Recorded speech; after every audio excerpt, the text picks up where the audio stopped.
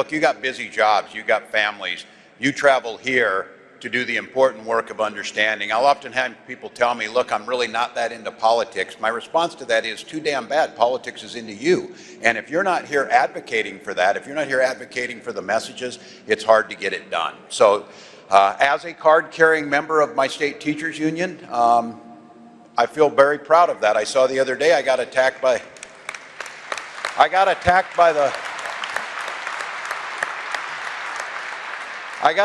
the Wall Street Journal for being richer than my disclosure says because I have 2 defined benefit pension plans.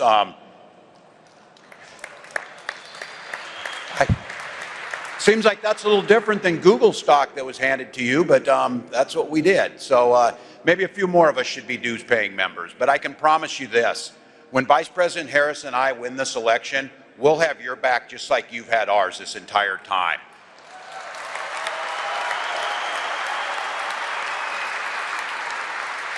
And just as I've done as governor and just as the vice president's done, I look forward to working hand in hand with you to deliver for the locals back home, because that's what really matters. But if you'd bear with me, it's a privilege to be in front of this group, but I have to say it's also personal. The Minnesotans know this, and some of you in this room might know. Last year, we lost one of our bravest firefighting heroes, and I personally lost a dear friend. Chris Parsons was fire chief, fire captain from St. Paul. He worked closely with us and was president of the Minnesota Professional Firefighters. Chris was 6'7", stood out in any crowd, but it's hard to imagine his personality was bigger than that 6'7". He was the most generous and kind and funny individual that I had ever met. One conversation with that guy would make your entire day better. Tragically, we lost Chris in the line of duty. It's kind of heartbreak that no family and no community should have to endure, because every hero deserves to come home at the end of every shift.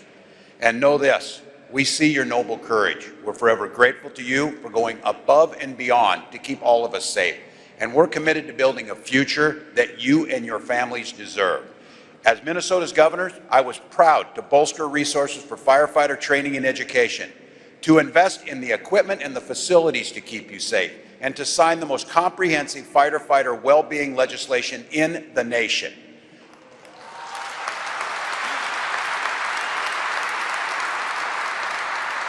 The resiliency to do this job is incredible. The physical toll it takes on your body, but the emotional toll and the time away from your family. We understand that, and putting the resources into it is absolutely critical. That's why I'm honored to be on a ticket with someone else who has long supported your essential work. As a native Californian, Vice President Harris knows explosive, dangerous, and unpredictable nature of wildfires in that state. She's been to the memorials, knows the depth of sacrifice that you and your families go through. In fact, it's a matter of family for her. The Vice President's brother-in-law, Andy Emhoff, spent his career as a firefighter in Santa Cruz, California, and retired as an IAFF member in good standing. And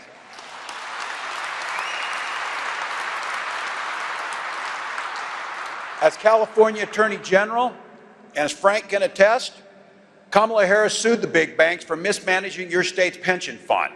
And when she won, she returned hundreds of millions of dollars to firefighters and other public workers and to their families. As Vice President, she cast the deciding vote on the American Rescue Plan, which helped keep workers on the job.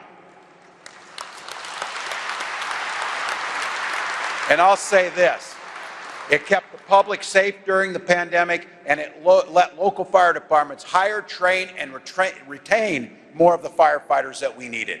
And under her leadership, the administration gave much-needed raises to more than 11,000 federal firefighters.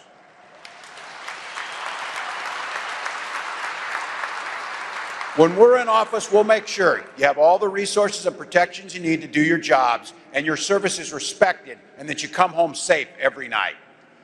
We know exactly who built this country.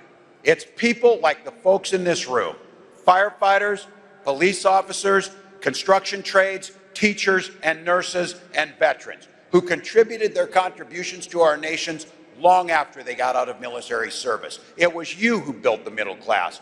And we know that when unions are strong, America's strong.